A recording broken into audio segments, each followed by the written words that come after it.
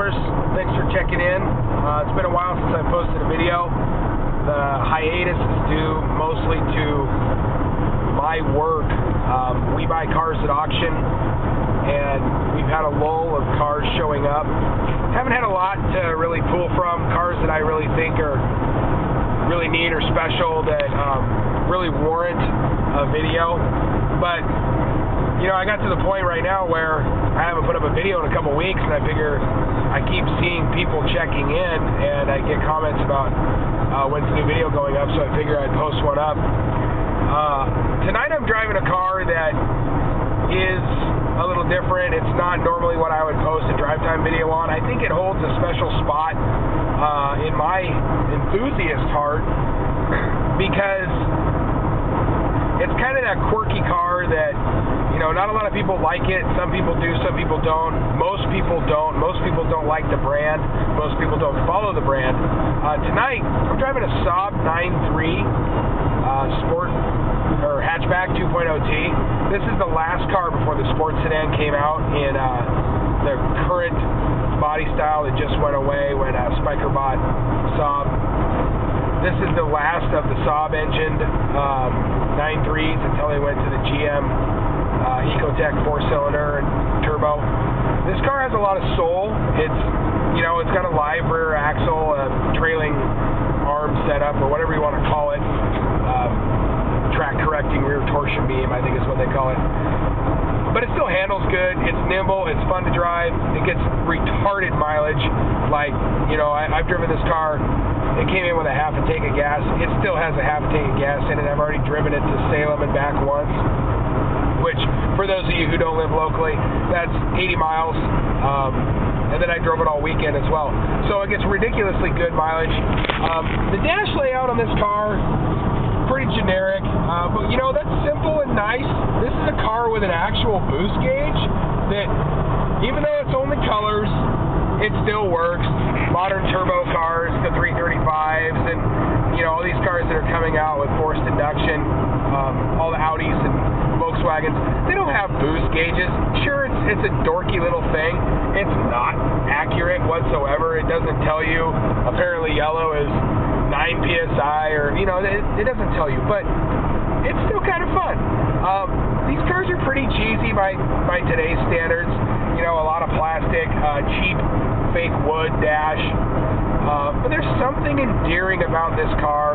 It harkens back to the hot hatchback era. This is a 5-door, so it's got the hatchback. It's got that pregnant roller skate look to it.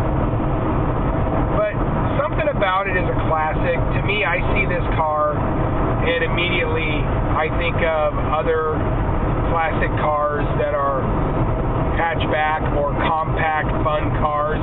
I think of CRXs and Civic SIs. I think of GTIs, Audi TTs.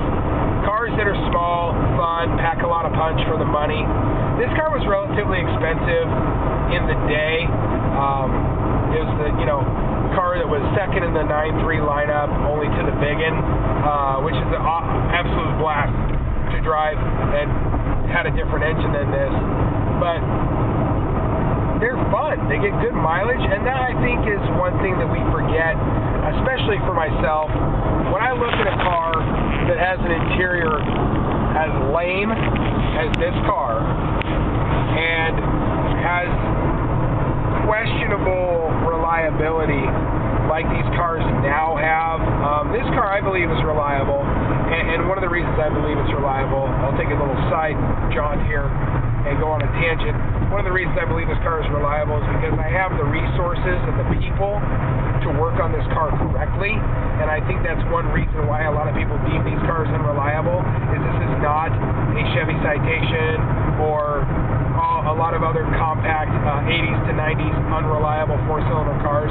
I believe this car was labeled incorrectly as being unreliable. Just a lot of people didn't know how to work on it. But back to the car. This car is fun.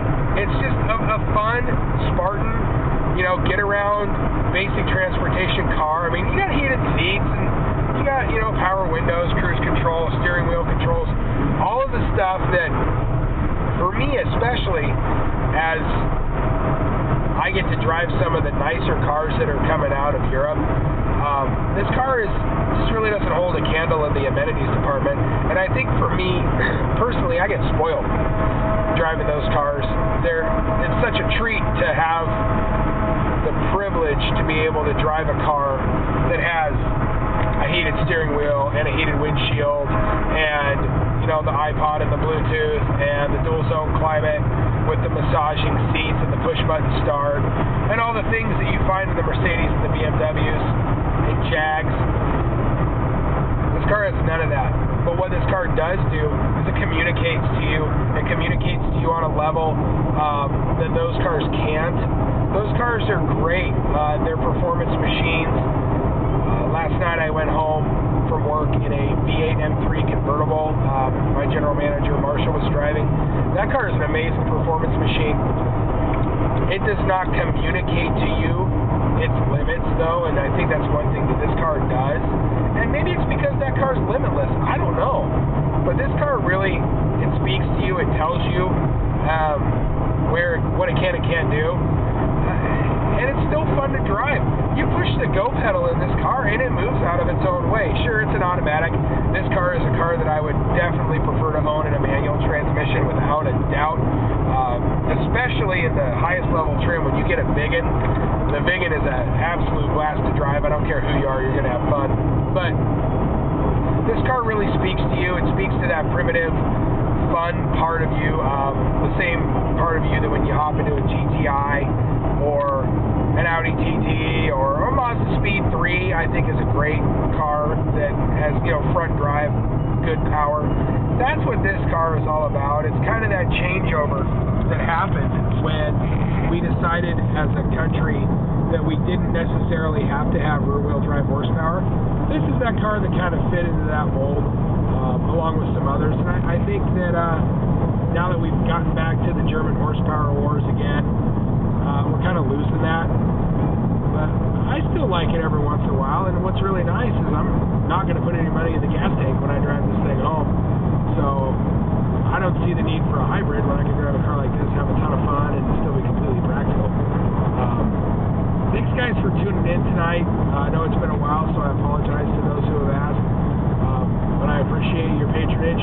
As always, you can follow me on Twitter. Thank you again, and have a great time.